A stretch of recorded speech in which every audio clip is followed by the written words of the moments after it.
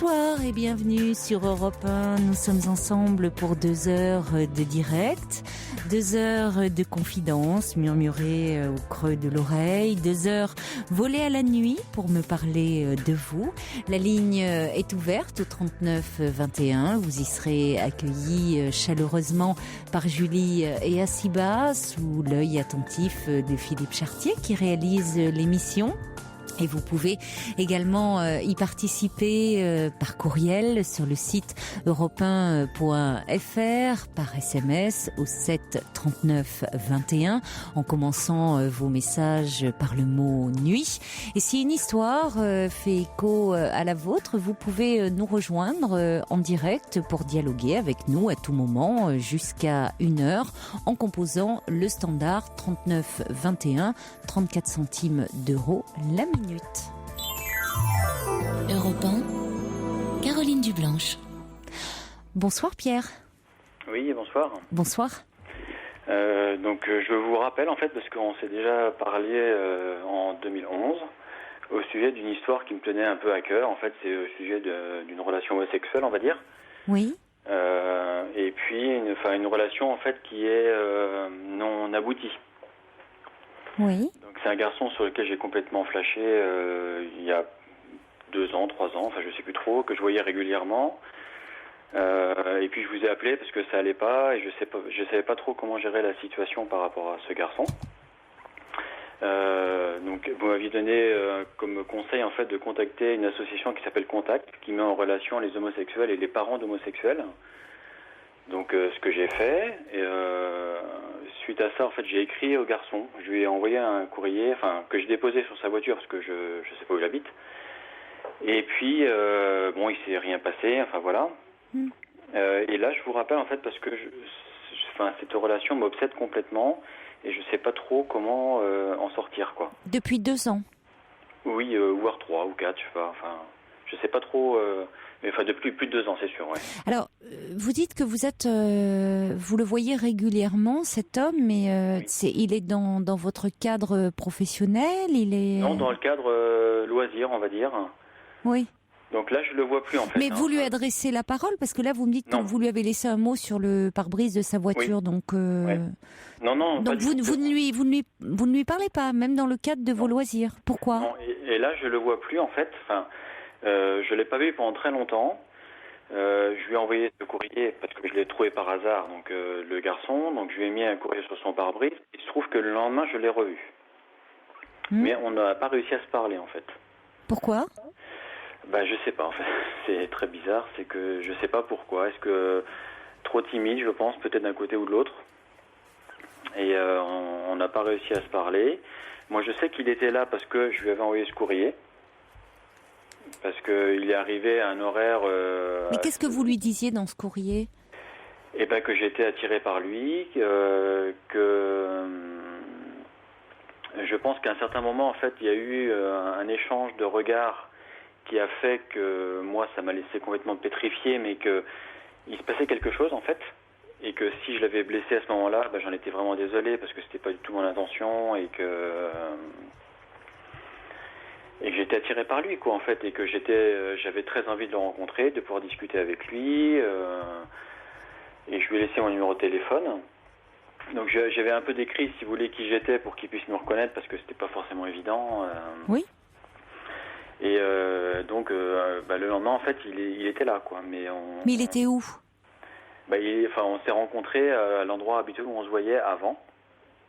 Oui, mais vous en parlez comme si vous vous donniez rendez-vous. Or, vous ne vous donniez pas rendez-vous parce qu'il était là, parce qu'il venait là pour d'autres raisons que pour vous voir. Il venait là parce que... Non, pas ce soir-là. Parce qu'en fait, c'est un club de sport. Oui. Il se trouve qu'il y en a plusieurs dans la ville où j'habite. Oui. Il se trouve que ce soir-là, il était à ce club de sport-là précisément. Oui. Alors que d'habitude, il n'y était plus, quoi. Mais qu'est-ce qui vous fait dire ça? Mon courrier, en fait, tout simplement, parce que, en fait, si vous voulez... Oui, mais il n'a pas donné suite à votre courrier? Indirectement, je dirais que si, parce qu'en fait, d'habitude, si vous voulez, il était là quand moi j'arrivais, il était là depuis très longtemps. Et il partait, style 20 minutes, une demi-heure après mon arrivée. Et il se trouve que ce soir-là, particulièrement, il est arrivé à la même heure que moi à laquelle j'arrive. Ce qui est vraiment, ça s'est jamais arrivé, quoi. Et donc c'est ça qui me fait dire, si vous voulez, alors peut-être que effectivement c'est dans mon enfin que je m'imagine qu'il était là pour cette raison-là. Oui. Mais non, toujours est-il que moi je pense qu'il était là pour cette raison-là, pour le courrier que j'avais envoyé. C'était pas par hasard. Oui, mais qu'est-ce qui s'est passé ensuite alors? Ben rien, justement. Ben oui, c'est ça le problème. Ouais, ben c'est ça.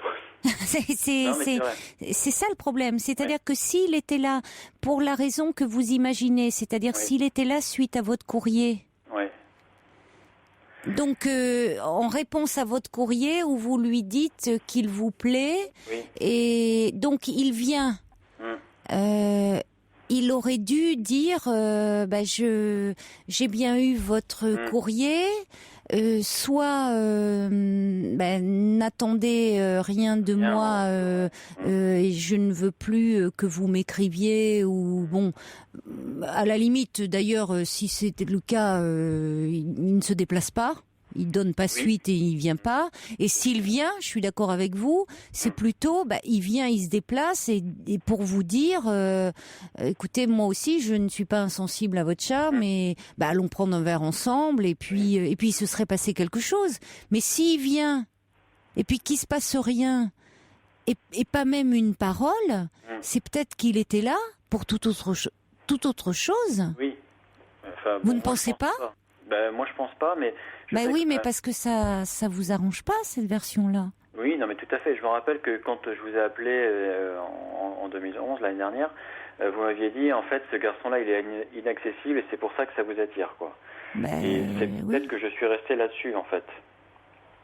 Effectivement, comme je sais que c'est une histoire qui n'aboutira jamais, que finalement, c'est que ça m'attire tellement. Mais le problème, c'est que je sais pas comment m'en sortir et qu'aujourd'hui, en fait... J'entends bien, oui. Comme je ne pense qu'à lui... Oui. Je peux pas faire autre chose.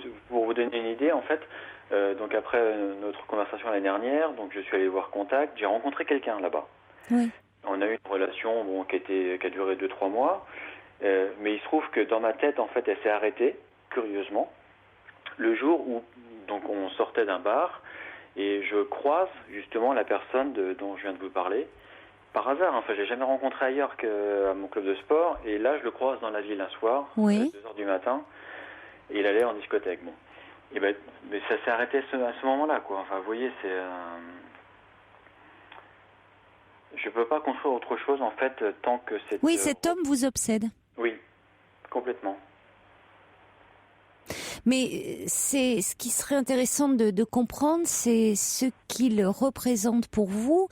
Et je me souviens maintenant de vous, et c'est vrai que je m'étais demandé si justement ce qui ne vous plaisait pas à ce point chez lui n'était pas le fait qu'il finalement qu'il soit inaccessible, voire c'est même pas qu'il vous repousse, parce qu'il vous repousse pas.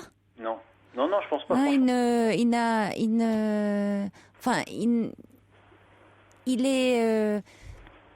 Vous avez essayé d'aller vers lui. Il n'est pas venu vous voir en disant ce n'est pas possible. Il ne se passe rien. Oui. Mais vous ne voulez pas l'entendre. C'est-à-dire que vous faites quand même votre scénario. Vous vous dites si ce soir-là il est quand même venu, et s'il est venu, c'était pour moi. Oui. Alors que franchement, de l'extérieur. Il y a, je pense pas du tout que ce soit ça. Oui, non mais c'est ça qui me rend dingue en fait.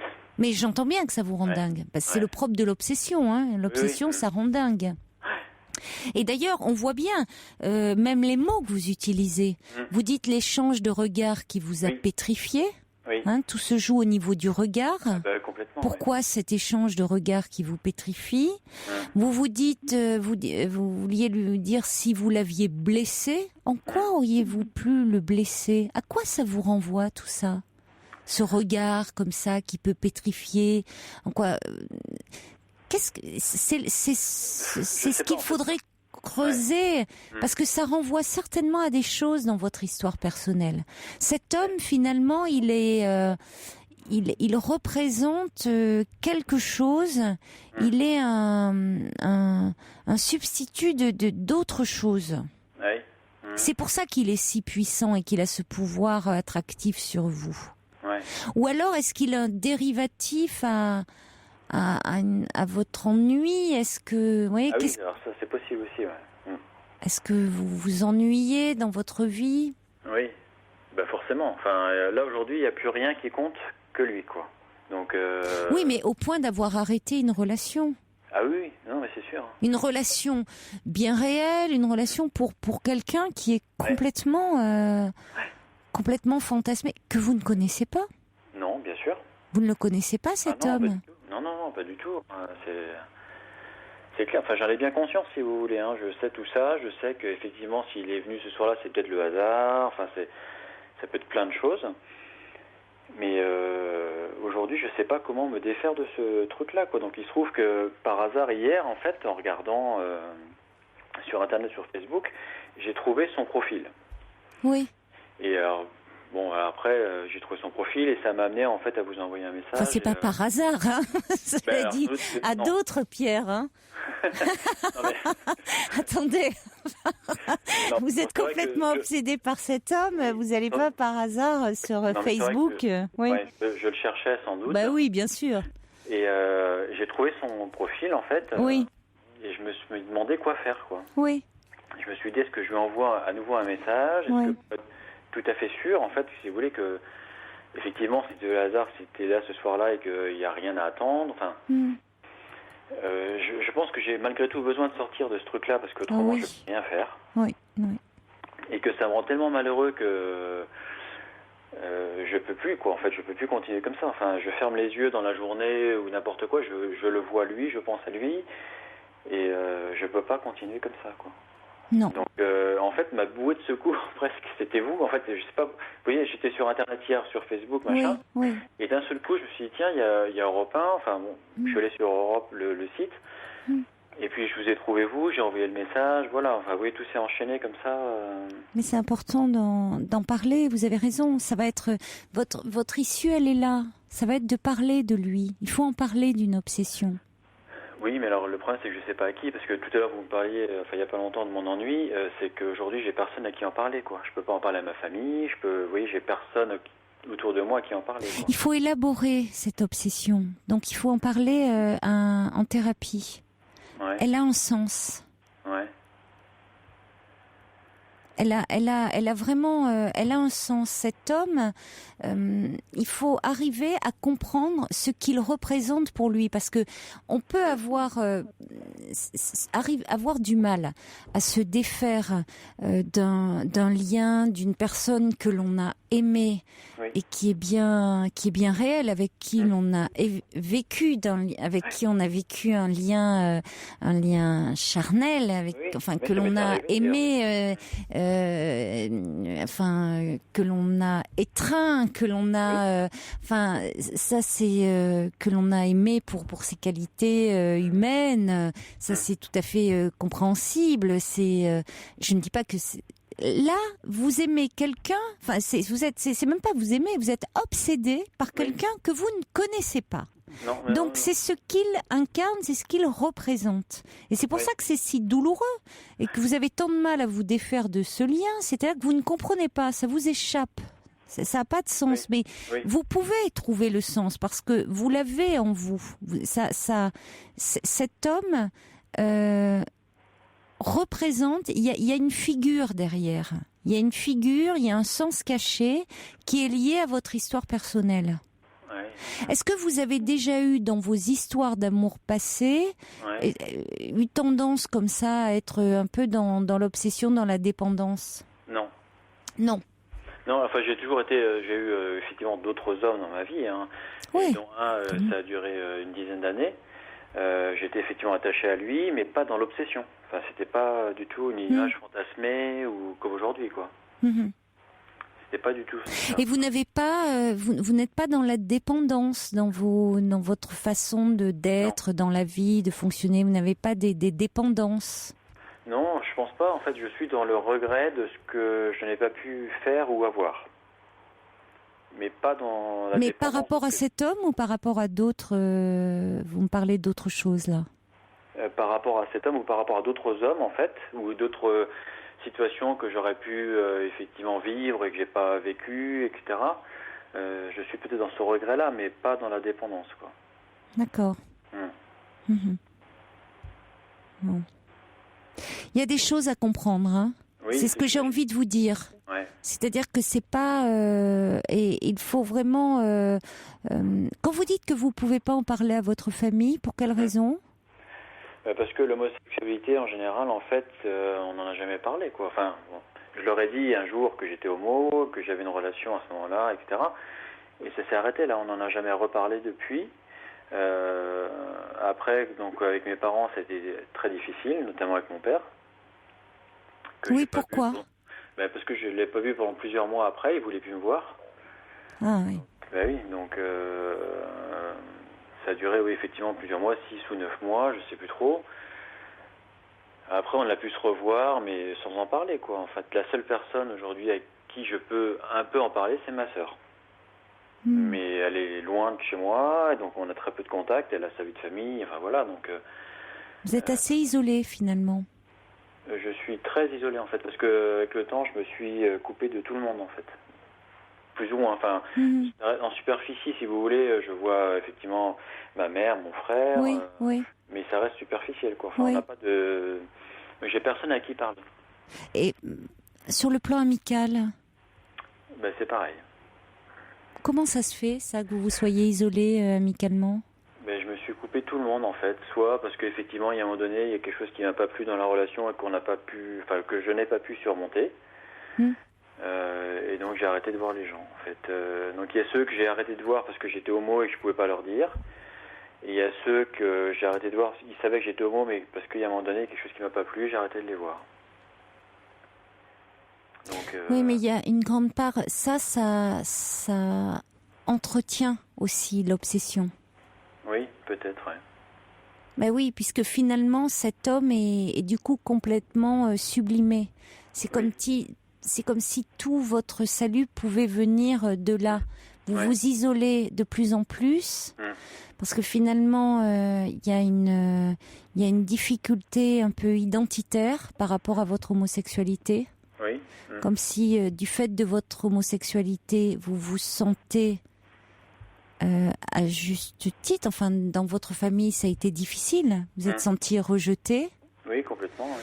Alors peut-être avec vos amis, je ne sais pas si c'est aussi fondé, s'il y a des choses qui, si là, il n'y a pas une part aussi de vous qui vit les choses difficilement, parce que les amis en général portent moins de jugement. Autant pour la famille, il y a encore dans beaucoup de familles c'est délicat, c'est difficile d'avoir.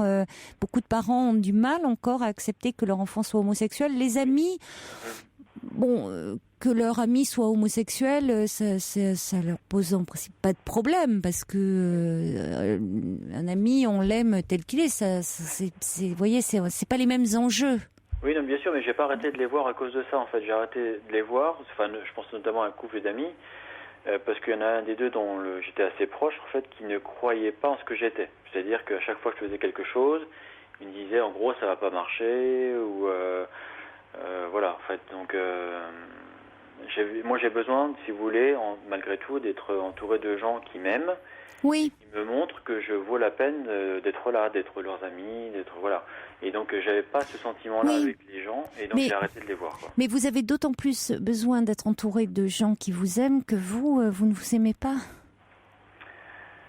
Oui. Vous n'aimez pas ce que vous êtes. Oui, non, mais c'est sûr, enfin, j'aimerais être complètement différent, bien sûr. Mais oui, mais est-ce que vous n'aimeriez pas être comme cet homme? Ah bah si, il est tout le contraire de moi. Donc, Comment il est cet homme? Bien sûr. Il est comment? Il est très beau, je trouve.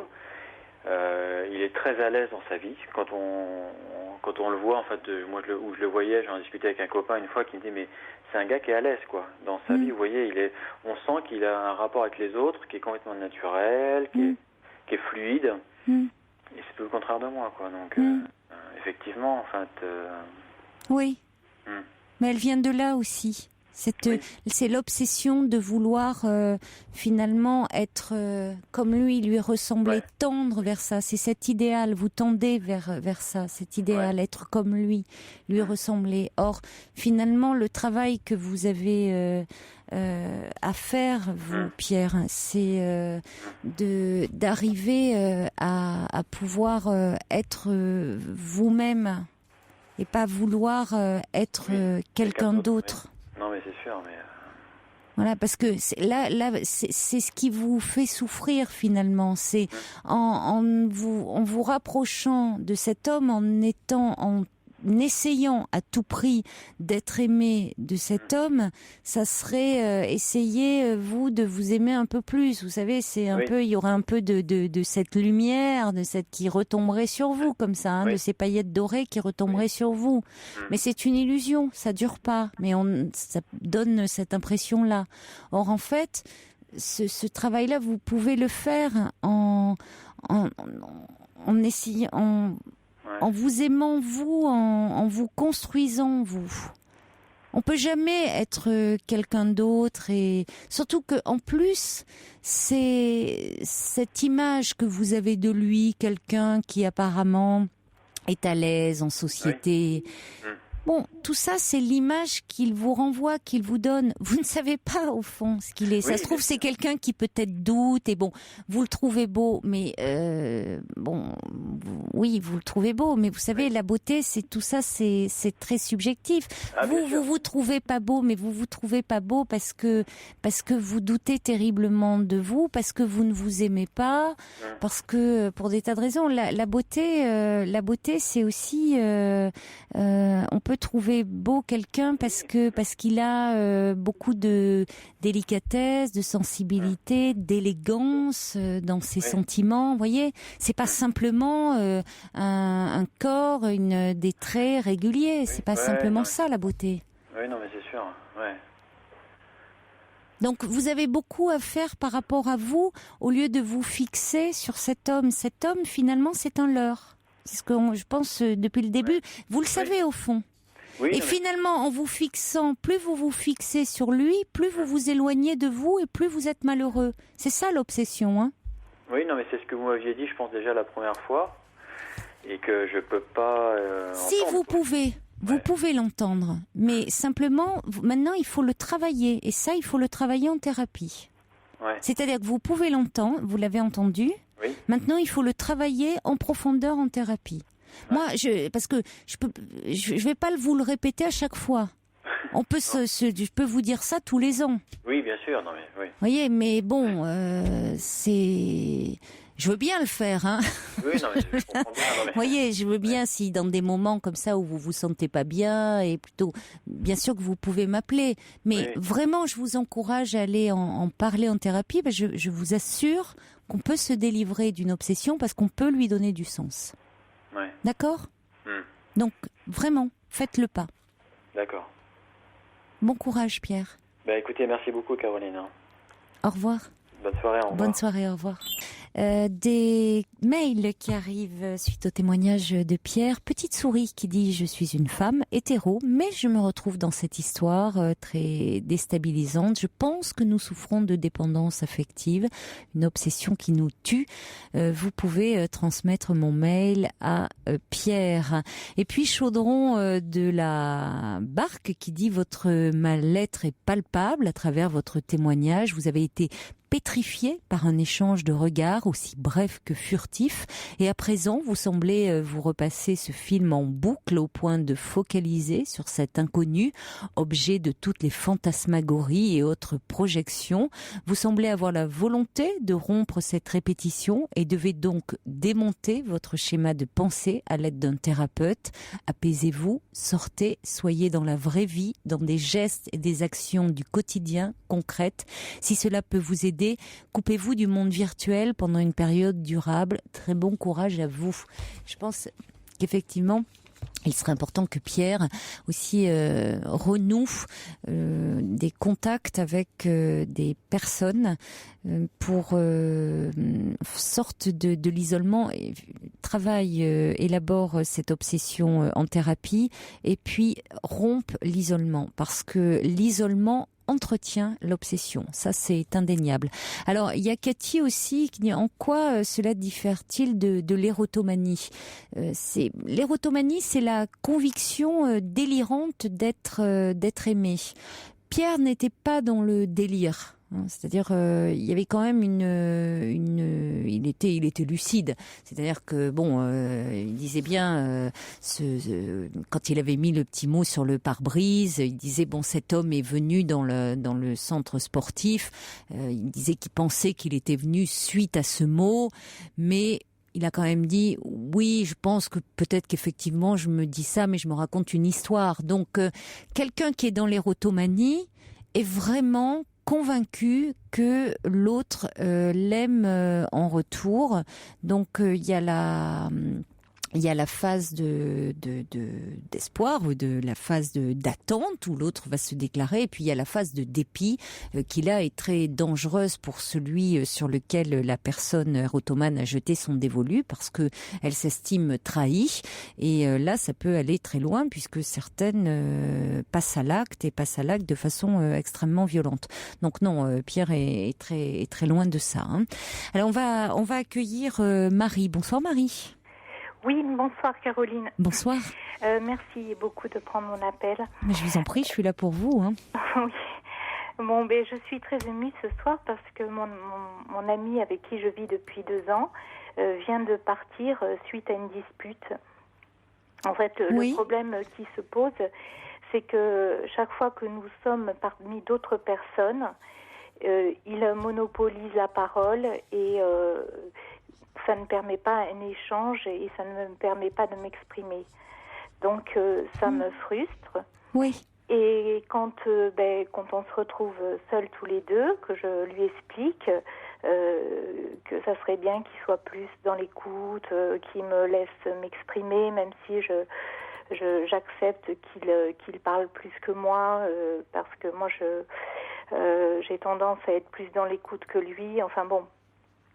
J'essaie de lui demander qu'il me laisse m'exprimer et j'ai pas du tout l'impression d'être entendue. Enfin, sur le coup, oui, parce qu'il me dit que il a bien compris, qu'il s'excuse et que ça se reproduira pas.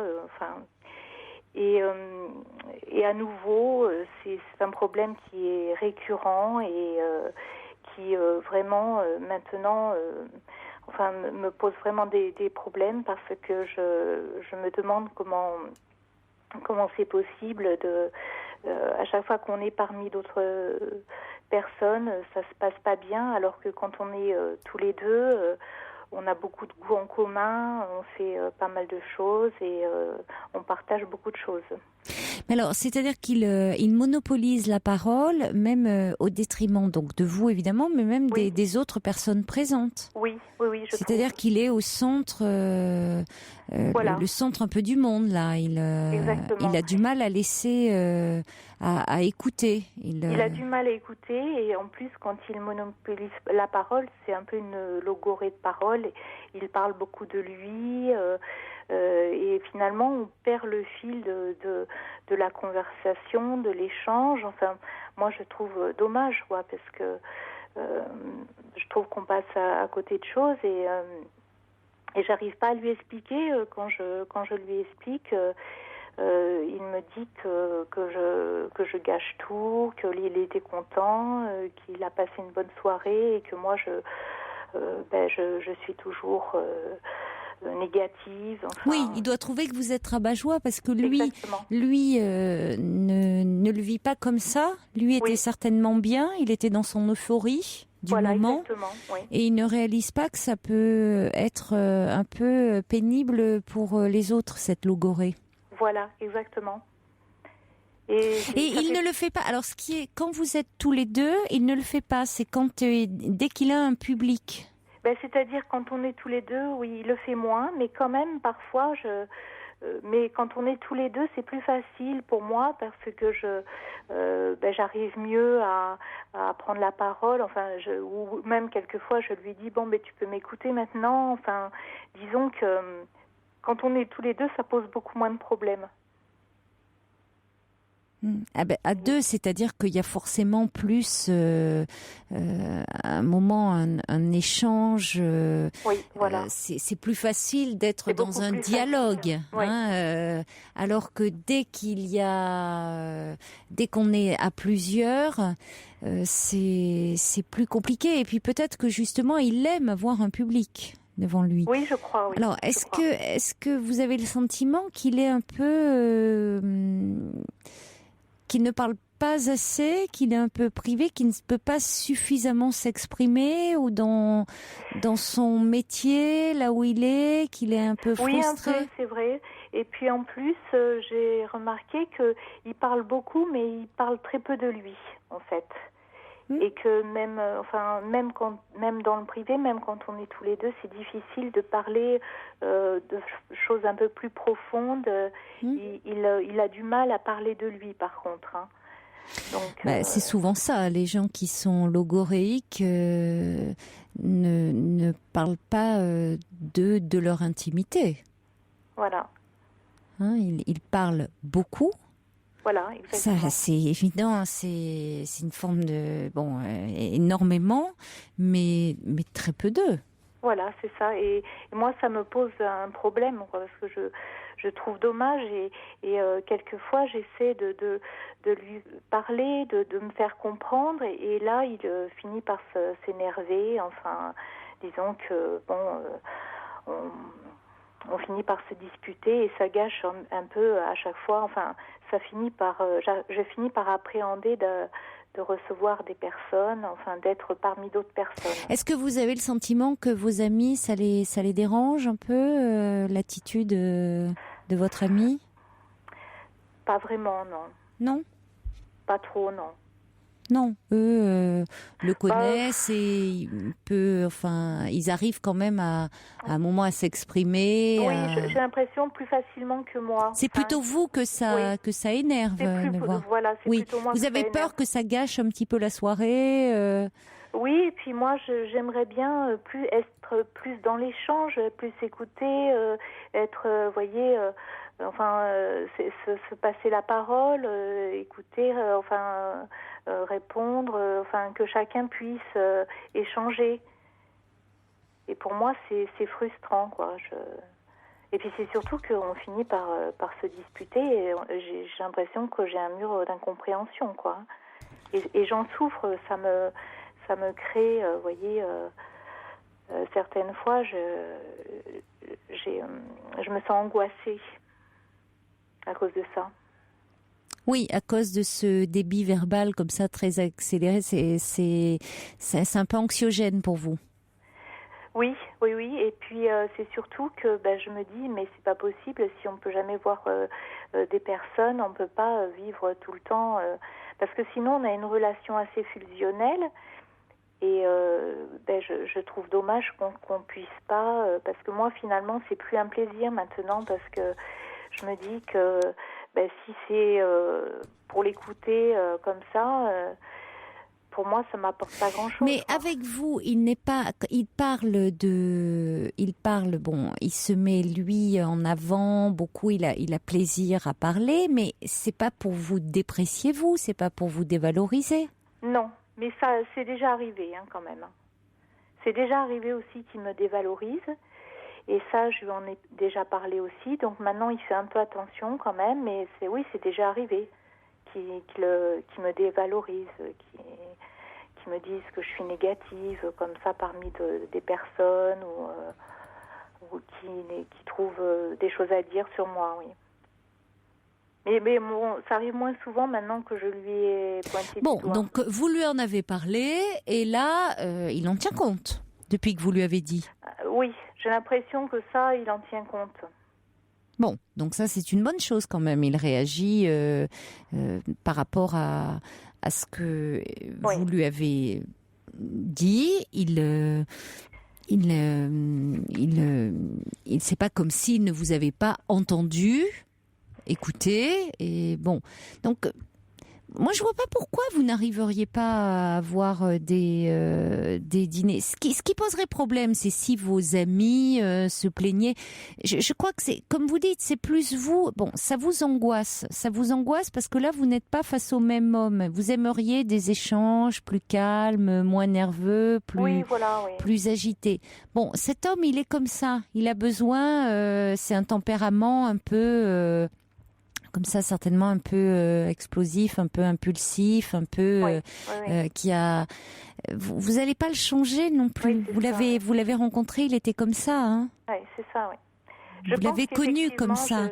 Il a certainement un côté peut-être assez émotif. Oui, exactement. Peut-être quelqu'un d'assez émotif, d'assez anxieux. Peut-être lui-même. Oui, tout à fait, oui. Et qui a besoin de, voyez, la parole comme ça, quand, c'est une mécanique un peu infernale, ça s'emballe. Et c'est vrai que les parler beaucoup, c'est une façon, paradoxalement, de parler peu de soi, de se cacher. J'ai l'impression quand il est plus lancé, on parle beaucoup. S'arrêter. Mais oui, mais bien sûr. Oui. Et plus on parle... moins on parle en profondeur de soi. Voilà, c'est ça. On met pas en avant on parle pas vraiment de son intimité. Bon, alors, il n'empêche, ce qui compte, c'est que lorsque vous êtes ensemble, et vous passez la plupart du temps ensemble. Oui. Bon, là, vous avez beaucoup de points communs, vous me dites. Oui, tout à fait. Vous avez beaucoup de points communs, vous avez... et ça, c'est quand même... Vous passez l'essentiel du temps de cette façon-là. Oui. Alors, c'est vrai que c'est important d'avoir des amis et d'avoir des moments de retrouvailles et d'avoir des moments où vous êtes ensemble, où vous pouvez partager des choses avec vos amis. Alors... C'est vrai que là, vous vous êtes fâché, ça l'a vexé, parce que lui, il était encore sous le coup de cette bonne soirée où il a passé un bon moment, lui. Oui. Donc, il a eu l'impression que vous vouliez lui casser ce moment-là de plaisir et de bien-être. Oui. Donc, il a mal vécu, comme si vous étiez, la casse-pied qui vouliez un peu le côté tout, qui gâche tout. Oui. Bon, donc peut-être qu'il faudra lui en parler un petit peu différemment et quand la tension sera un peu retombée, en disant que, alors peut-être pas par rapport à vous, mais en disant que il faut veiller aussi à ce que les autres puisse aussi que dans son quand il est c'est important qu'il anime et que les gens aussi l'apprécient pour ça, certainement. Mettez en valeur aussi ça, ce côté de sa personnalité, ce côté bon vivant qu'il a, ce côté voyez, valorisez aussi ça, mais qu'il est important aussi que quand on reçoit, que les gens puissent avoir un espace aussi pour pouvoir s'exprimer.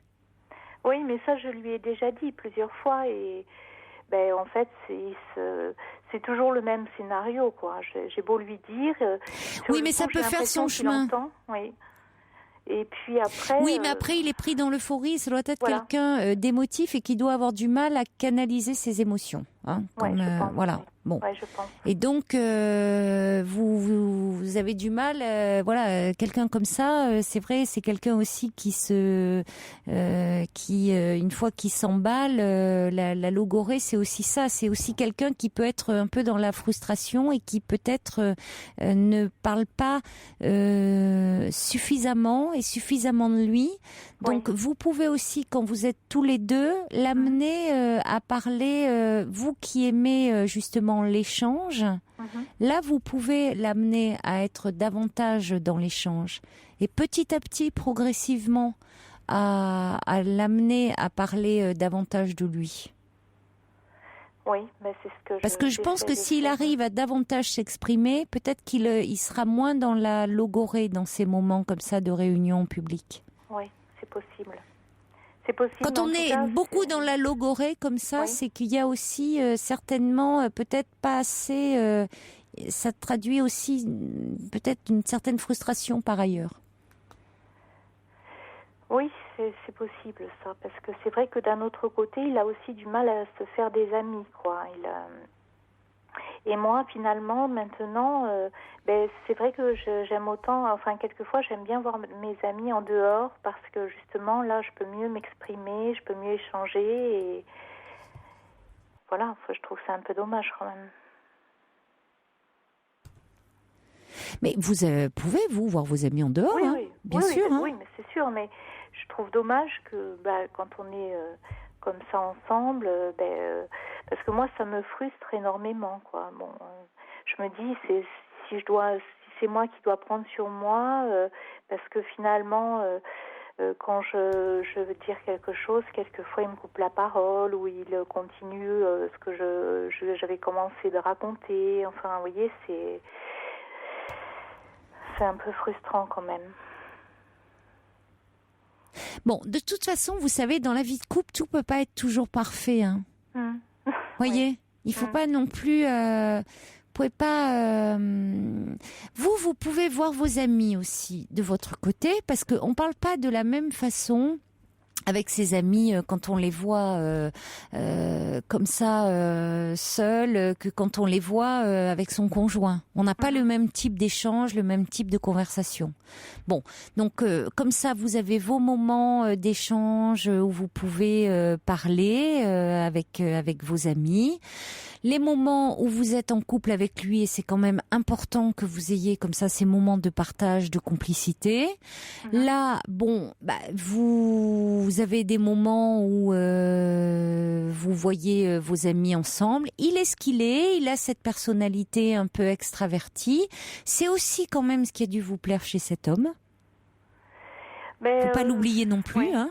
Oui. Parce que sinon, vous n'avez pas non plus choisi un homme complètement introverti. Oui, mais le type de personnalité que j'aime particulièrement. Mais oui, mais il aurait fallu choisir un autre homme alors.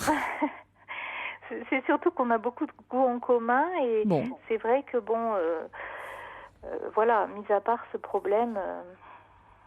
Alors bon, la communication au sein des couples, hein, ça peut être un sujet de discussion 39-21, parce que c'est vrai que certainement, je suis étonnée d'ailleurs que vous n'appeliez pas là le standard 39-21, parce que des conjoints plus expressifs, certains plus renfermés, d'autres plus explosifs, plus dithyrambiques. Ça devrait susciter des réactions, mais on en aura peut-être au cours de l'émission. Il y a Brigitte qui dit peut-être faut-il moins exiger de son conjoint, se réjouir des bons côtés, difficile, certes. Et puis il y a Fatia de Roubaix qui dit votre ami devrait faire du théâtre, il aurait un public et comme ça il apprendrait à laisser les autres parler. Brigitte qui dit quand vous êtes tous les deux, vous êtes bien ensemble et c'est peut-être déjà beaucoup. Alors il y a Aude qui dit j'ai vécu la même situation, mon ex avait le même comportement, j'ai oublié de vous dire qu'il ne parlait jamais de sa vie en privé, il a rompu par SMS. Moi ce que je trouve c'est que quand même lorsque vous lui avez dit et qu'à certains moments il s'emportait, il disait un peu des choses désagréables sur vous, là il en a tenu compte et il a changé d'attitude. Bon. Oui, mais je pense que il voudrait, hein, mais quelquefois j'ai l'impression qu'il c'est plus fort que lui. C'est plus fort que lui, je crois. Oui, je crois aussi, oui. Oui. Alors, il y a quelqu'un qui dit « Je crois que vous devriez demander à vos amis ce qu'ils en pensent réellement parce que l'égocentrisme de cet homme prend certainement trop de place. » Je suis même pas sûre que ça soit de l'égocentrisme. Je pense qu'il y a quelque chose, et ça peut être dans le côté logorique, il y a parfois quelque chose d'une émotivité. De beaucoup parler, ça peut être paradoxalement un peu les émotions, le côté qui prend, on est un peu submergé, ça prend beaucoup de place et puis c'est vrai que si on est un peu frustré, il y a, on s'exprime et paradoxalement on n'arrive pas à parler de son intimité et on va parler de tas de choses et oui on n'arrive pas à être à l'écoute et c'est vrai que ce sont des personnalités, c'est vrai que c'est pas simple à vivre, je vous l'accorde. Alors essayez quand même, hein, remettez plusieurs fois sur votre l'ouvrage sur le tapis, ça vaut le coup. Oui. Quand même. Oui. Hein. Alors il y a Georges qui dit moi j'aimerais bien appeler au sujet de la vie de couple, mais j'ai pas grand-chose à dire. Bon, Écoutez, on aura peut-être des réactions en cours d'émission, donc je vous propose de rester à l'écoute. Entendu. Bonne chance avec Merci votre beaucoup. grand bavard, en tout cas, pendant vos soirées. Remarquez, vous avez des soirées animées comme ça, quand vous avez des invités. Merci beaucoup. Merci de votre appel, Marie. Au revoir. Au revoir. Pour intervenir dans l'émission, appelez le 39 21 34 centimes la minute.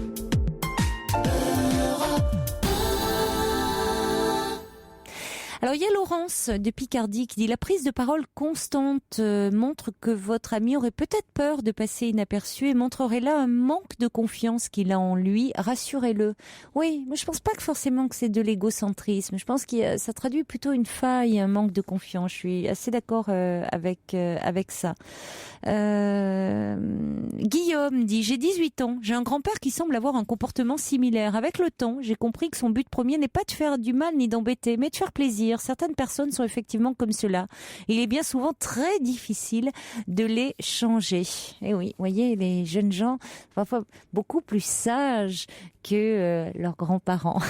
Allez, on accueille maintenant Cathy. Bonsoir Cathy. Bonsoir. Bonsoir. Bonsoir, je suis très émue parce que j'écoute l'émission tous les soirs et je suis très émue. Eh bien, écoutez, je suis ravie de vous accueillir. Oui, j'adore ce que vous dites et ce que vous faites. Alors moi, l'histoire, elle est assez classique. J'ai rencontré un homme il y a 3 ans. Oui. Et donc, c'est mon frère qui me l'avait présenté. Et j'ai eu tout de suite un coup de foudre. Et mon frère était avec sa petite amie. Et donc, c'était une espèce de trio, comme ça, tous les trois. Et j'ai succombé au charme du troisième. Et puis, depuis, on a vécu une très belle histoire d'amour, avec des hauts et des bas, comme toutes les histoires passionnelles. Et pour le jour de l'an, on a fait une réunion familiale, comme on faisait souvent pour le jour de l'an. Et ça s'est très mal passé, en fait. Apparemment, il y a eu des litiges entre mon frère, son ami et mon petit ami. Et ils se sont sévèrement accrochés ce soir-là. Et j'ai pas compris pourquoi, quels étaient les motifs. Apparemment, c'était des griefs qu'ils avaient. Apparemment, ils nourrissaient un ressentiment qui datait. Mais j'ai pas pu saisir les tenants et les aboutissants. Et le fait est que mon petit ami est parti de la soirée sans me le dire. Et qu'il m'a envoyé un texto en me disant « Je suis mort pour toi ». Voilà. Et depuis, je l'appelle, j'essaie de rentrer en contact avec lui via les réseaux sociaux et c'est un mur. Ah oui. Voilà. Donc, et par rapport et votre frère n'a pas pu vous expliquer n'a pas voulu vous expliquer la raison non plus de... Mon frère si, donc je suis retournée le voir le lendemain en lui demandant pourquoi ça s'était passé comme ça. Oui.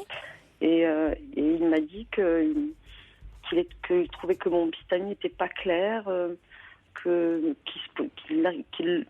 ne se décidait pas à se positionner, qu'il avait un discours double, qu'il était ambigu. Mais à se positionner par rapport à qui ? Par rapport à lui, par rapport à mon frère. Mais se positionner par rapport à quoi surtout ?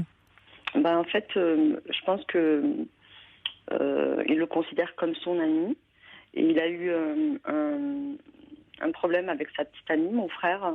Et comme ce sont des amis communs, je crois qu'il lui reproche de ne pas l'avoir soutenue ouvertement, publiquement. Voilà. Il n'y a pas une histoire de femme là-dessous ? Ben oui. Ouais.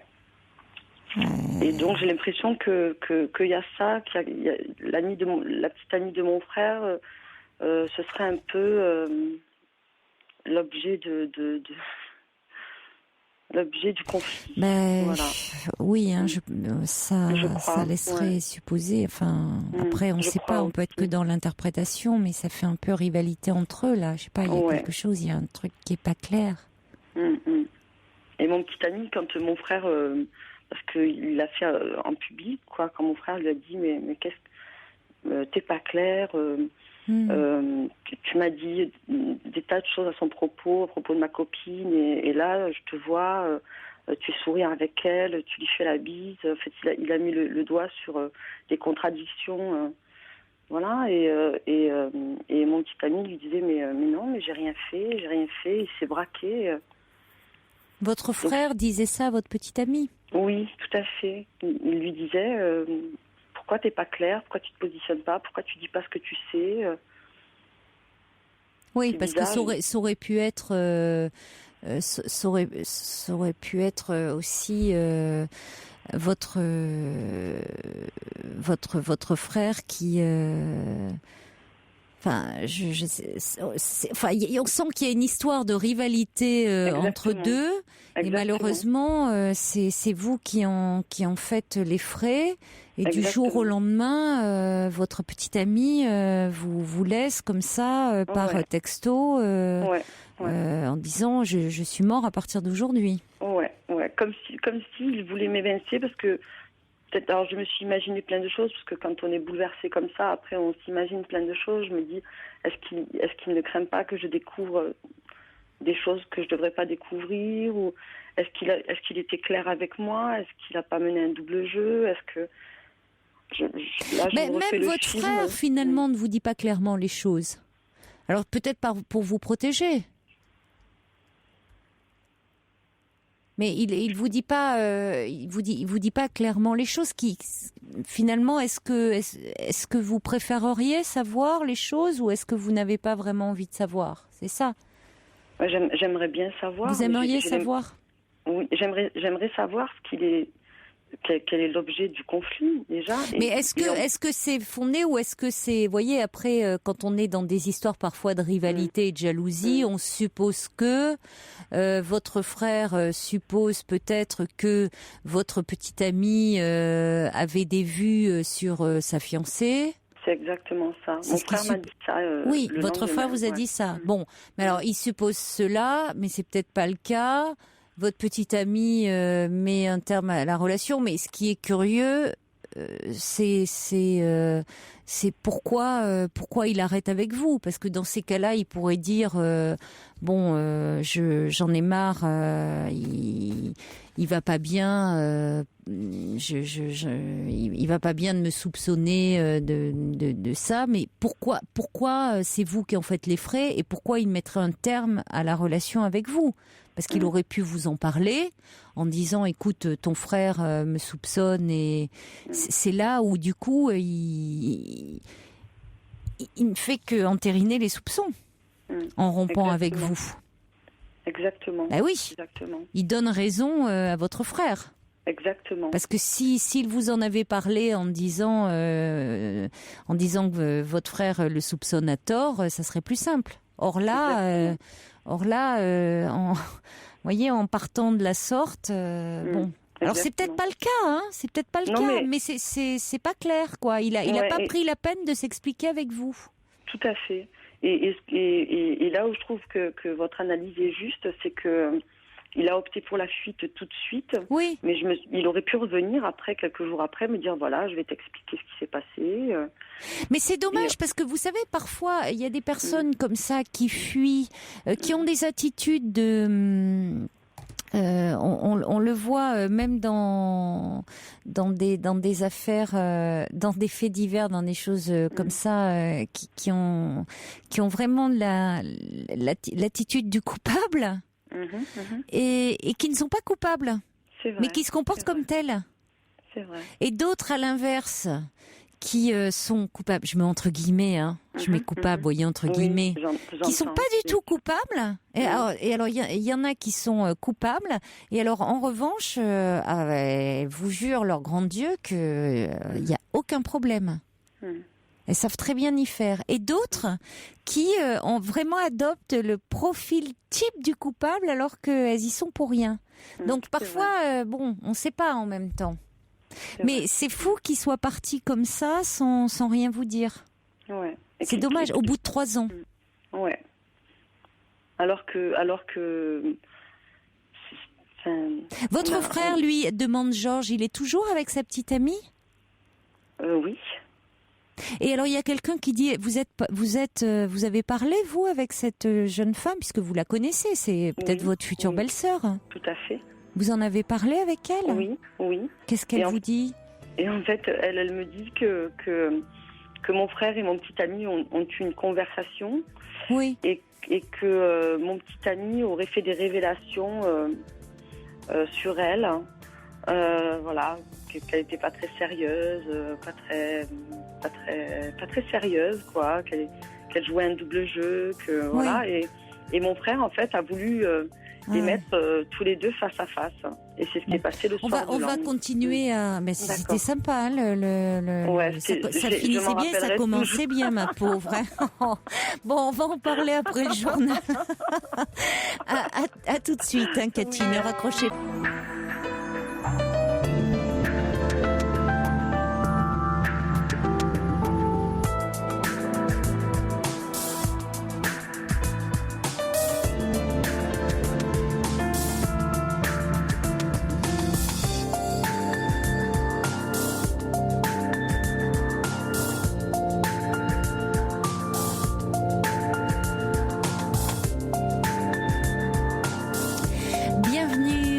Si vous nous rejoignez sur Europe 1, vous pouvez nous parler de vous en toute liberté et sans tabou en appelant le 39 21. Vous pouvez également nous écrire sur le site europe1.fr ou nous envoyer vos commentaires, vos réflexions par SMS au 7 39 21 en commençant vos messages par le mot nuit.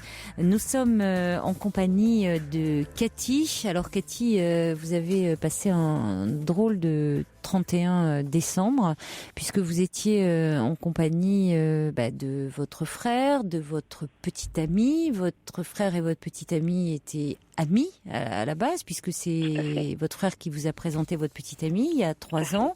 Et puis ils se sont vraiment embrouillés et vous avez reçu un texto de votre petit ami qui vous disait « Je suis mort à partir d'aujourd'hui ». Et vous avez essayé de le rappeler, vous n'avez effectivement pas de nouvelles. Et là, votre frère vous explique que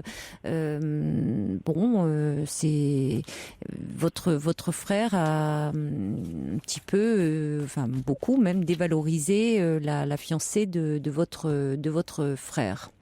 Alors, je reçois un message qui dit « Certaines amitiés masculines sont si fortes qu'elles ne supportent pas le moindre secret. Ils peuvent se fâcher à vie si un des deux doute de l'autre. » Enfin, d'autant plus si, pour le coup, il semblerait que votre petit ami, dans la version donnée, en tout cas par votre frère et la petite amie de ce dernier, pourquoi votre petit ami a cherché à semer la zizanie dans leur couple? Quel intérêt avait-il à le faire? Parce que d'après ce que j'ai compris, mon petit ami et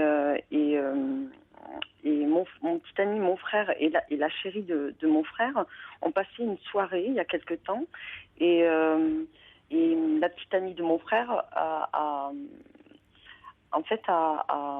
réglé des contentieux avec mon petit ami. Voilà, donc ils ont sorti des vieux dossiers, comme on dit vulgairement. Et ça l'a beaucoup vexé. Et quand il est rentré à la maison, il m'a dit de toute façon, elle attend rien pour... je lui ferai payer, grosso modo, c'était ça. Il y avait cette volonté de se venger.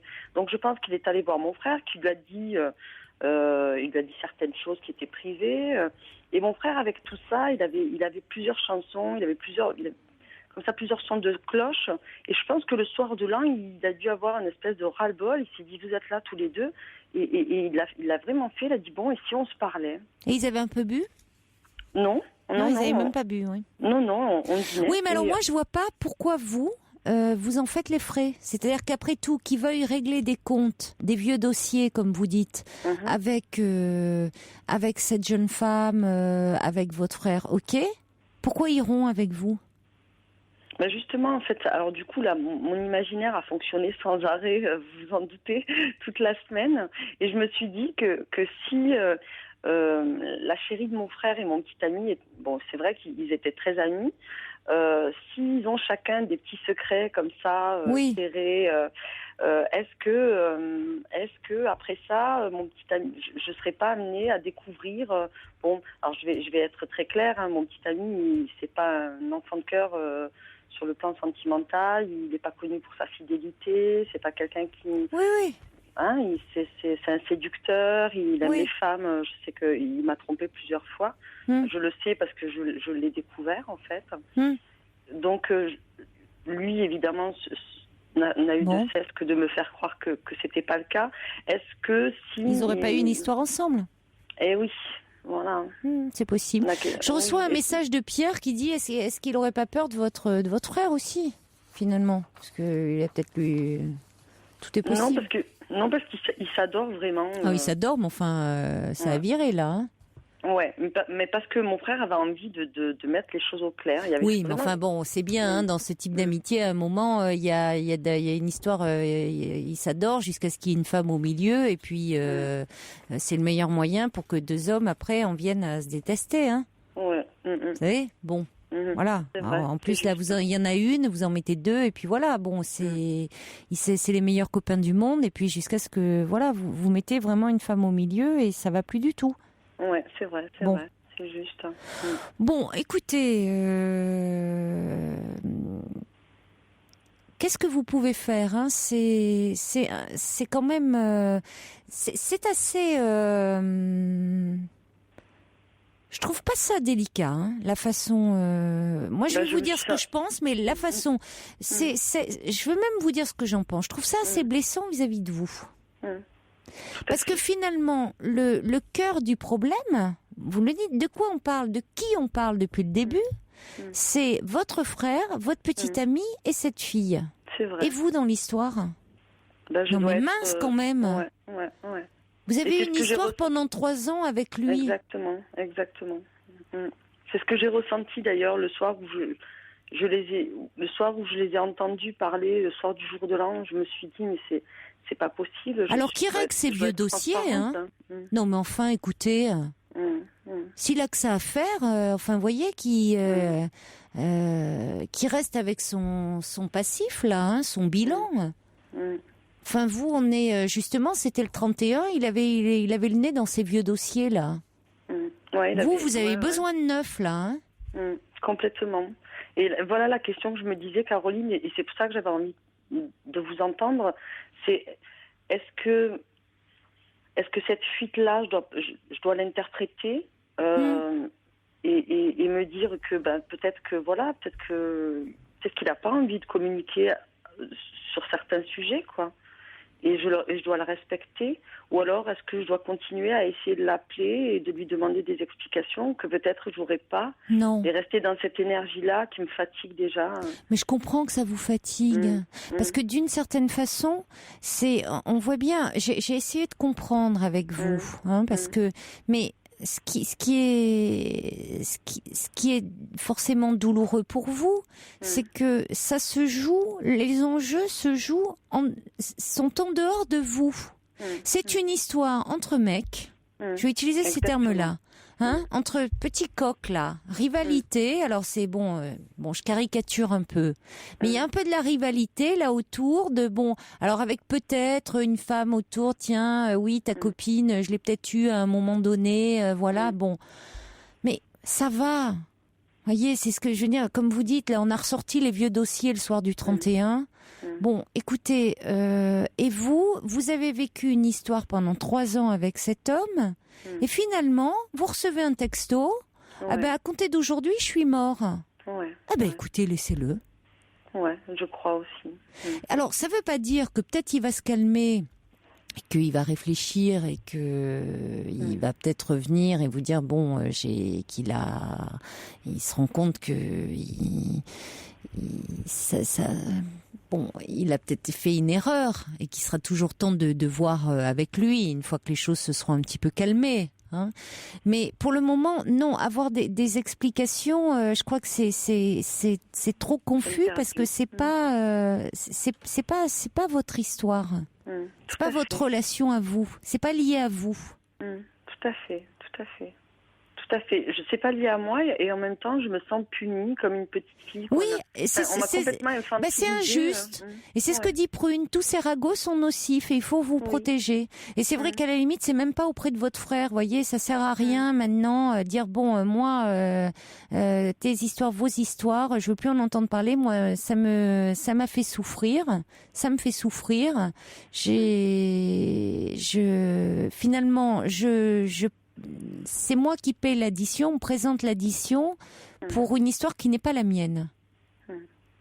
Parce que c'est ça. C'est très juste, ouais. C'est très très juste. Tout à fait, tout à fait. Donc c'est une nouvelle année. C'est vous avez justement, vous parlez de vieux dossier, d'être dans du neuf là, dans des, voyez, entamer quelque chose de neuf. Alors.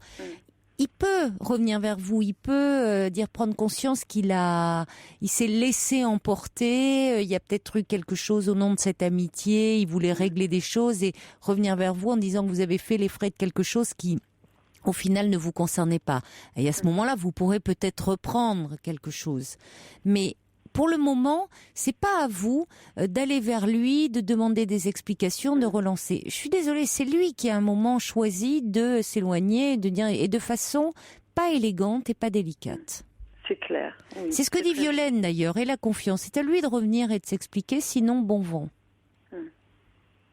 Je trouve que c'est une très bonne analyse. C'est très juste. Hein. Ouais. Il faut vraiment. Je suis là à mettre mon énergie. Quand c'était assez traumatisant, jour de l'an, normalement c'est festif. Bah oui. Voilà, et là de me retrouver devant cette espèce de pièce de théâtre où j'avais pas tous les éléments. C'est un mauvais vaudeville, hein. Ah oui. Vraiment, hein. Oui. Ah ouais. Et puis recevoir ce texto, alors là, ça a été vraiment c'est ridicule. Le coup final. Oui, mais moi, je suis là à essayer de démonter, de désarticuler, de comprendre, de réfléchir. Vous y perdez de l'énergie pour rien parce que c'est pas votre histoire. Exactement. Alors vous regarderiez ça avec du recul, vous diriez, la pièce est nulle, hein. Franchement, le scénario, waouh. Bye bye, au revoir, hein. Ouais. Surtout pour un 31, bon, parfois vous venez, on s'ennuie, hein, les 31, et on va voir des. Il aurait mieux valu que vous alliez au théâtre, hein, pour de vrai. Hein. Vous seriez plus amusé. Hein. Ouais, je suis d'accord. Ce que vous prévoirez l'année prochaine. Oui. Et peut-être en très bonne compagnie, Cathy. C'est ce que je vous souhaite. Ce que dit Prune, allez, fuyez, quittez cet homme, bonne route à vous. Oh, merci beaucoup, Caroline. Merci. Je vous embrasse, Cathy. Moi aussi, je vous embrasse, Caroline. Merci. Au revoir. Merci. Au revoir. Bonsoir, Maggie. Bonsoir, Caroline Dublanche. Alors, vous vouliez rebondir justement sur le témoignage de Marie. De Marie, voilà. Je vous remercie d'avoir appelé puisque Marie est un peu désemparée par le fait que son amie monopolisait beaucoup la parole quand elle recevait des amis.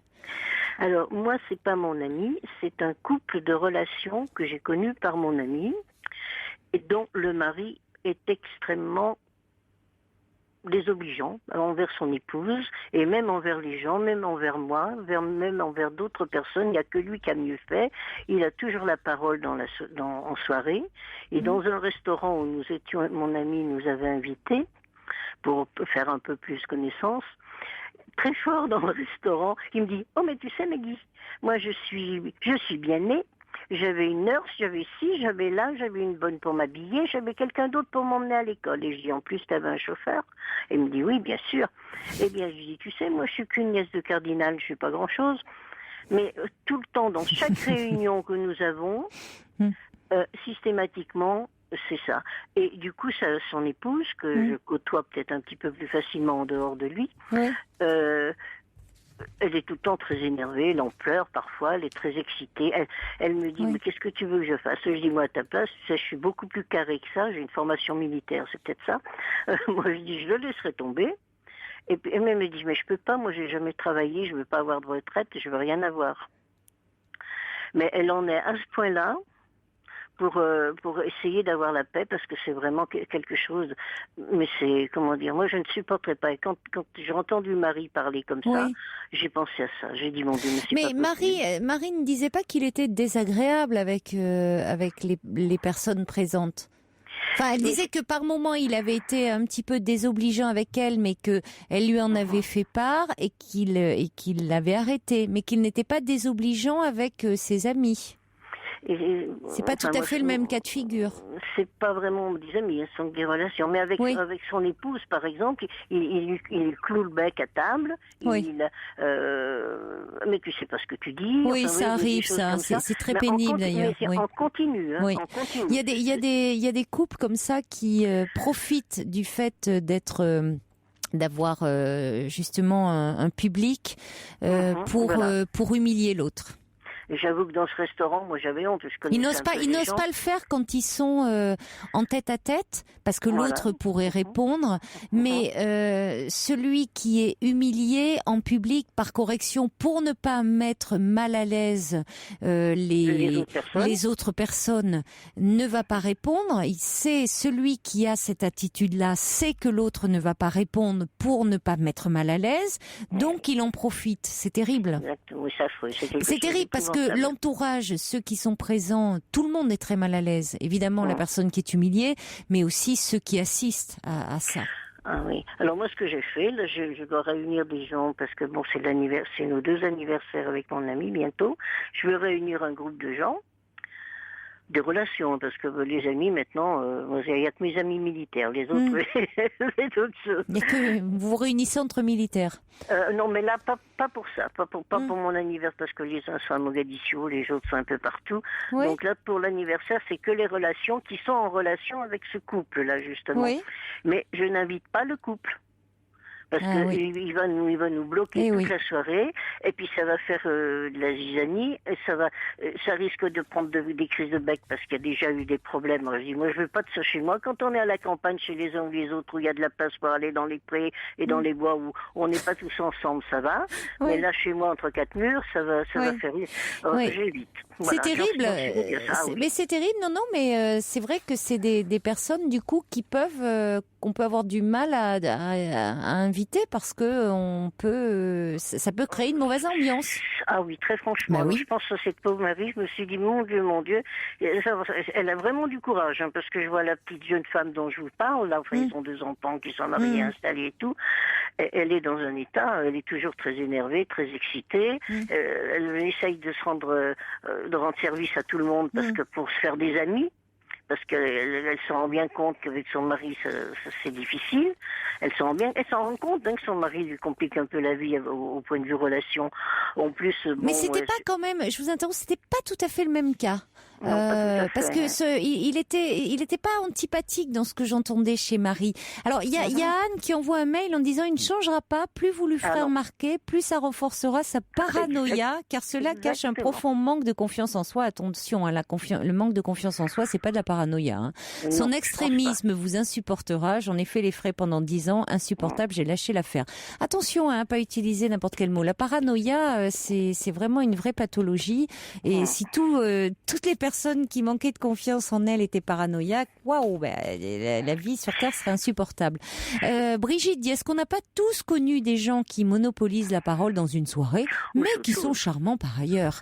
On va accueillir, restez avec nous Maggie, parce qu'on va accueillir Geneviève. Bonsoir Geneviève. Bonsoir Caroline. Bonsoir. Bonne année à vous. Très bonne année Geneviève. On a tous besoin de vous intensément, et bonne année gentil, à toute l'équipe d'Europe numéro 1. Merci, et que votre merci émission dure. Mais merci. Voilà, oui, je viens d'écouter Madame de formation militaire. C'est absolument pas le même cas, puisque j'ai bien entendu cette jeune femme, ça m'a fait intervenir. Je suis arrivée de chez mes enfants à Chicago hier soir et je range mes valises, et je suis intervenue. Juste cette petite parenthèse, le cas que vient de dire Madame, j'appellerai ça du haut de mes 68 ans il y a 2 jours, un mufle. Voilà. Qui a certainement des comptes à régler avec sa femme et qui en profite à l'extérieur. Mon petit avis à moi.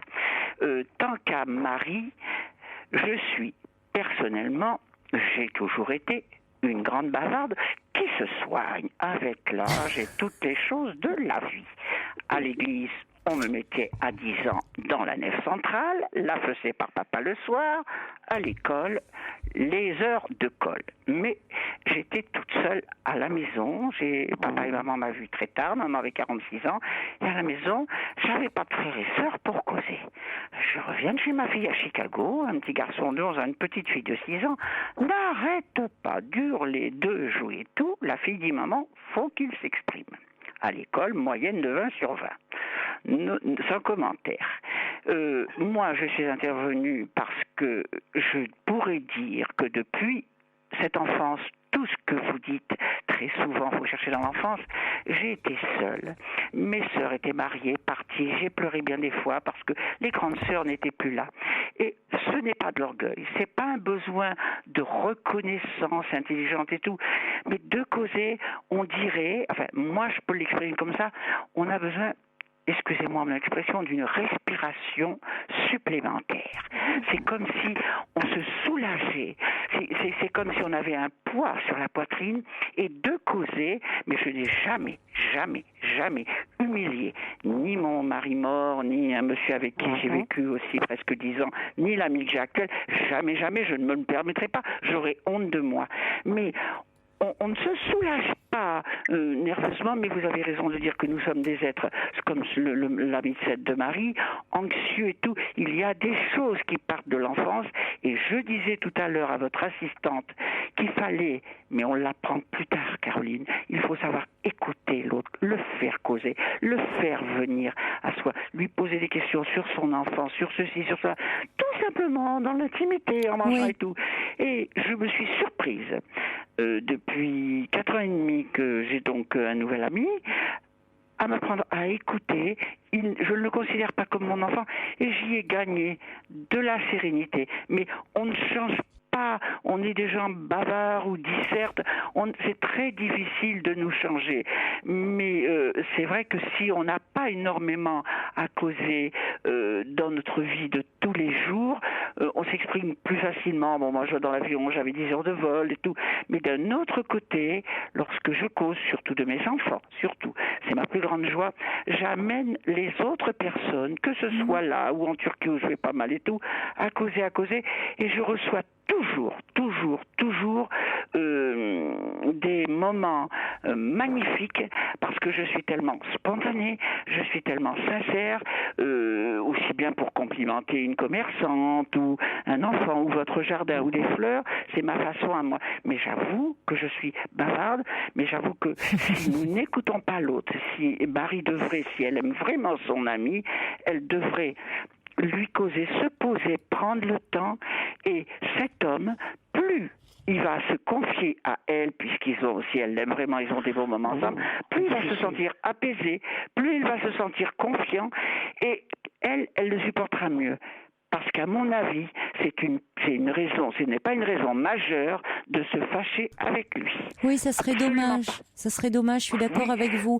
Et justement, vous parliez de l'enfance, Geneviève, et je viens de recevoir un mail de Magali qui illustre parfaitement ce que vous dites, parce que elle dit, Magali, j'ai un ami depuis 15 ans qui monopolise les soirées en bavardant. Quand on l'invite, on sait d'avance qu'il ne va pas nous laisser de place, mais on s'en amuse aussi. On ne l'invite pas avec d'autres amis plus calme, au risque de ne plus voir les autres, mais il reste quelqu'un qui est toujours là quand on en a besoin. Avec un énorme cœur, je l'ai découvert quand mon époux avait dû être hospitalisé. Il était là pour prendre des nouvelles de ma petite famille, venir boire un café. Il était alors très calme, plein de compassion et d'empathie. J'ai compris qu'il avait eu un père très froid, autoritaire, qu'il en a souffert, que son père est décédé sans qu'il ait pu s'expliquer sur certaines choses. Par la suite, il a gardé envers moi ces deux facettes. Celui qui parle beaucoup quand on l'invite avec son ami IE, à qui il ne laisse que très peu la place de s'exprimer.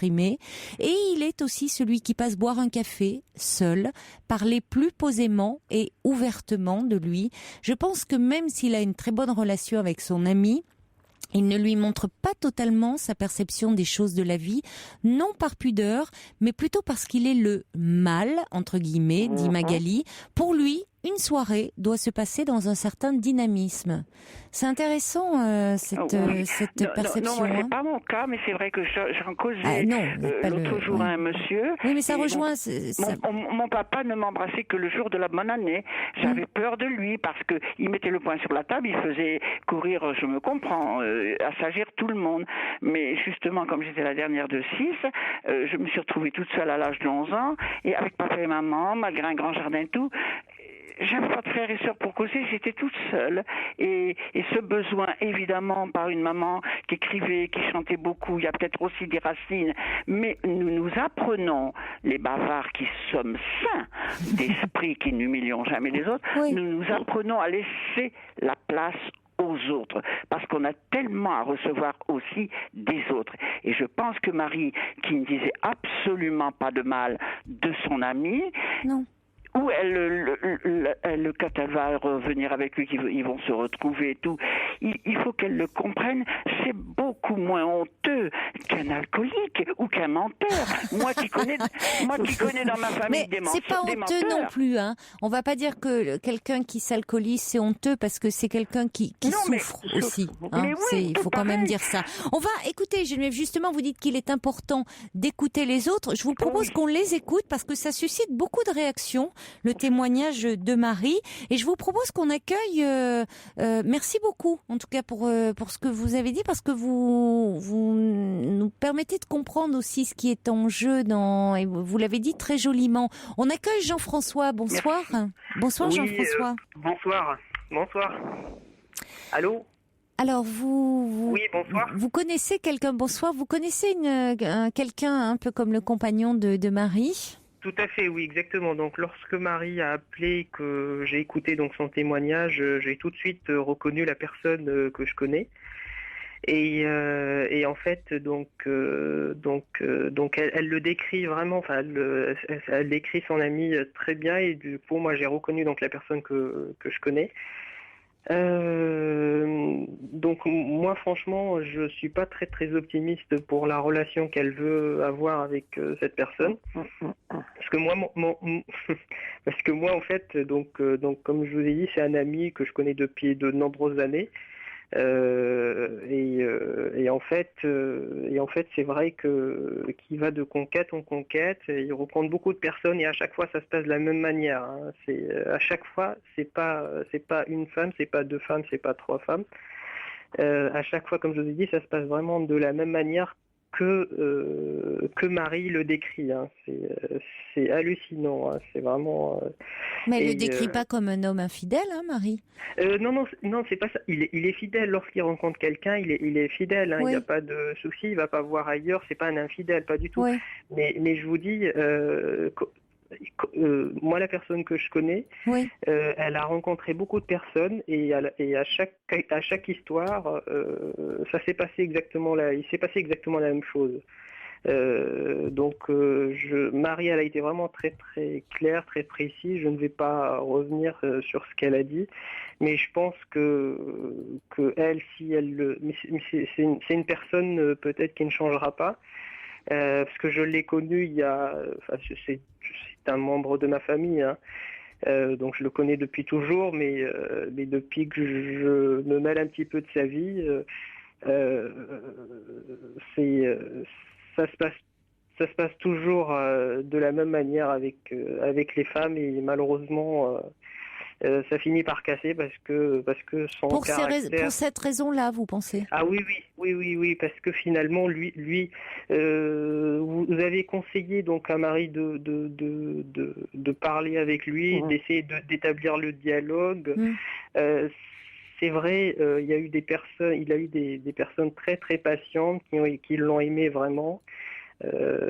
Qui ont essayé d'établir donc ce dialogue, mais malheureusement c'est pas possible, hein. Il y a vraiment une grande fragilité chez cette personne. Il va pas se livrer comme ça.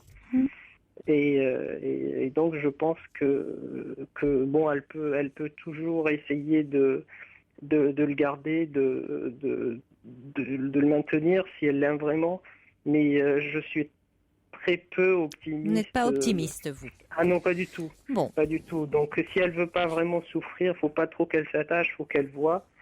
D'abord, si la personne, sinon qu'elle vit, de vivre avec quelqu'un comme ça, Pour moi, je pense que c'est pas une vie. Hein. Merci de nous avoir donné votre avis, Jean-François. Je vous en prie. Merci. Je vous en prie, surtout que moi, j'ai donné mon avis par rapport à des expériences. Hein, Oui, à quelqu'un de votre famille que vous connaissez, voilà, donc en fait, très bien. On a bien compris. Ouais, merci d'avoir été avec nous. On va accueillir maintenant Arnaud et on va conclure avec vous. Bonsoir Arnaud. Bonsoir Caroline. Bonsoir. Alors oui, moi je vous ai appelé parce que je partage pas l'avis de Jean-François. Pour autant, quand j'écoutais Marie raconter son histoire, j'ai trouvé dans son propos quelque chose qui m'a interpellé. Peut-être que je suis complètement à côté de la plaque, mais ce qui me paraissait sous-jacent dans ce qu'elle a raconté, c'est sa place à elle dans le couple. Parce qu'elle parle de son compagnon, elle explique ce qui lui a posé problème. Elle dit que quand elle lui en a parlé, il a rectifié le tir, il a fait attention. Mais je la sens, à moins que je me trompe, encore un peu pas complètement satisfaite. Alors, qu'est-ce qu'elle veut exactement de ce couple ? Qu'est-ce qu'elle attend de lui ? Sa place à elle là-dedans, c'est quoi par rapport à son ami ? Oui, bonne question, oui. Qu'est-ce qu'elle cherche exactement ? Parce que est-ce qu'elle est prête à l'accepter comme il est ou est-ce qu'elle le voudrait sous une autre forme ? J'entends aussi son besoin d'équilibre. Je pense que quand on est avec quelqu'un, on a aussi besoin de se sentir, notamment au public, c'est extrêmement important, sur un pied d'égalité. Globalement, c'est pas tout le temps 50-50, etc. C'est pas aussi caricatural que ça. Mais pour autant, est-ce qu'elle est capable de transiger avec elle-même sur est-ce que je veux l'autre tel qu'il est ou est-ce que je veux l'autre tel que je voudrais qu'il soit parce que moi j'aimerais que... Voilà. Oui, mais je trouve votre remarque très pertinente. C'est gentil. Parce que non, c'est sincère. On a beaucoup parlé de son ami et moi la première. Hein.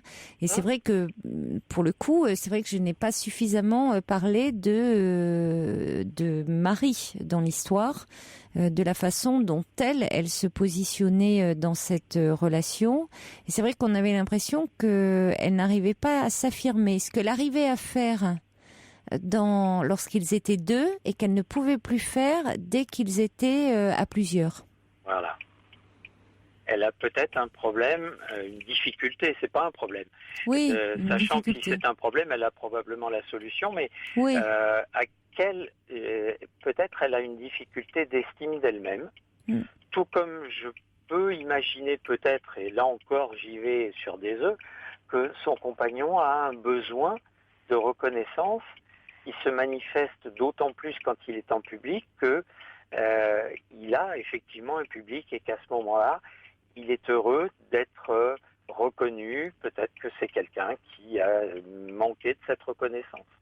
C'est peut-être Geneviève qui a parlé de ça. J'ai pas, parce que comme je suis sur la route, je vous perds par moment, donc c'était pas toujours très facile. Oui. Mais c'est vrai que dans le fait de cette difficulté comme ça à s'affirmer dans la relation et dès qu'on est à plusieurs et le fait de cette prise de parole en public, ça peut être intéressant de voir comment on a pu être entendu au sein de la famille, si notre parole était reconnue, respectée déjà lorsqu'on était enfant. Si elle avait une place, si elle était légitime ou pas. Ça peut s'enraciner là aussi, hein, souvent. Il peut y avoir un début là. Et puis, même s'il y a eu ça, ou pas, à tout prendre, est-ce que l'important, c'est de focaliser sur ce qu'il y a eu avant ou sur ce que l'un et l'autre veulent de leur couple, s'ils sont décidés à rester ensemble, qu'est-ce qu'ils veulent construire ? Oui, c'est ce que dit Brigitte. Elle dit on peut pas tout avoir dans un couple. C'est aussi une manière d'apprendre à respecter l'autre dans sa différence. Exactement. Et l'équilibre vient probablement justement de la conjonction de ces différences et pas de leur opposition. J'ai une question de Jo qui dit quand quelqu'un vous parle mal devant tout le monde, est-ce que c'est mieux de l'ignorer ou de répondre? Personnellement, j'ai longtemps fait profil bas, essayé d'ignorer.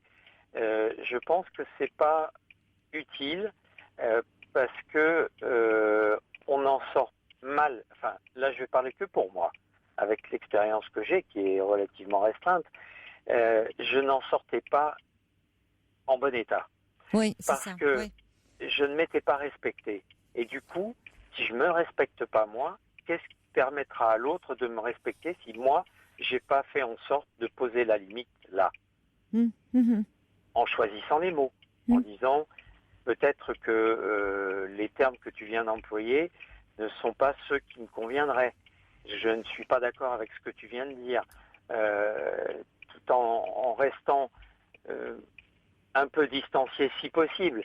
Et ça, c'est très difficile parce que là, j'en parle tranquillement. Je suis pas en situation de conflit ni rien. Oui. Je sais que quand ça brasse, c'est épouvantable. Moi, ça me coupait le sifflet, comme on dit, de manière très populaire.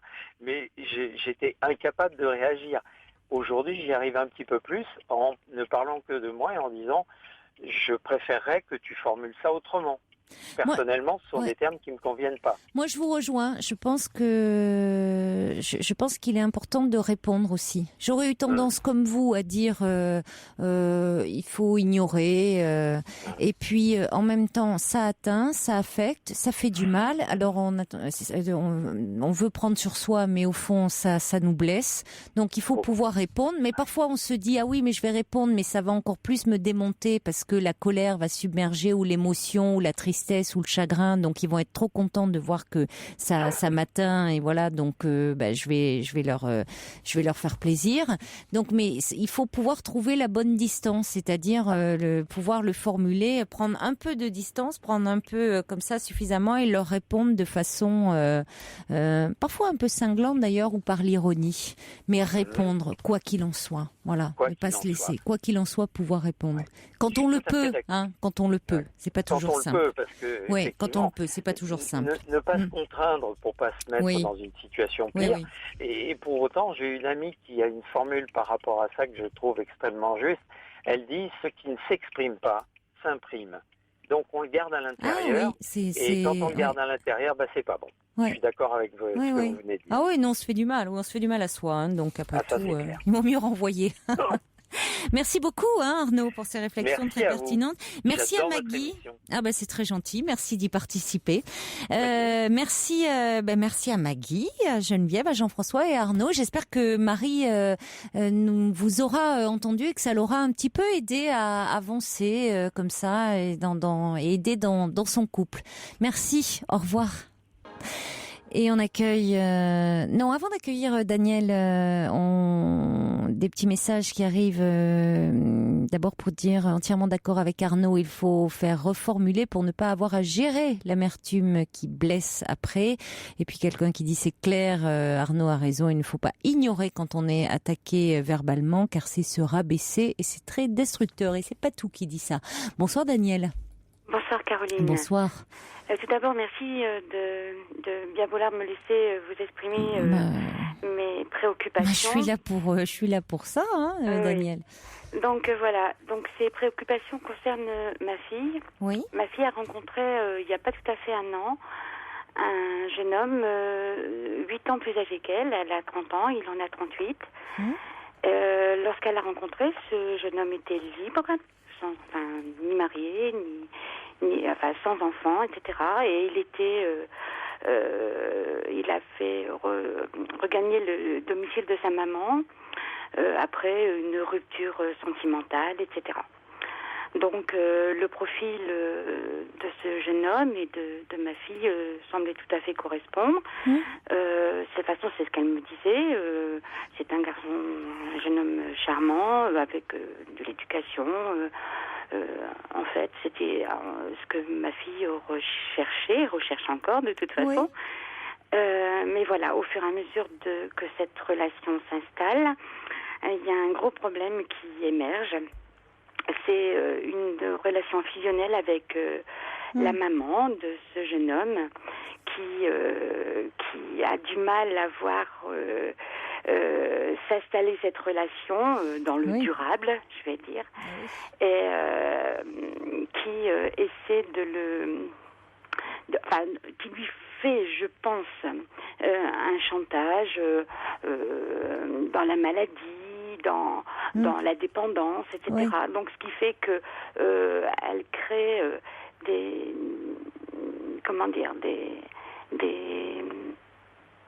influences sur sur le couple. Oui, oui. Et donc ma fille sait pas vraiment ce qu'elle doit faire, c'est si elle va pouvoir. Mais c'est-à-dire que comment cet homme réagit C'est-à-dire que lorsqu'il est avec elle, ça se passe très bien.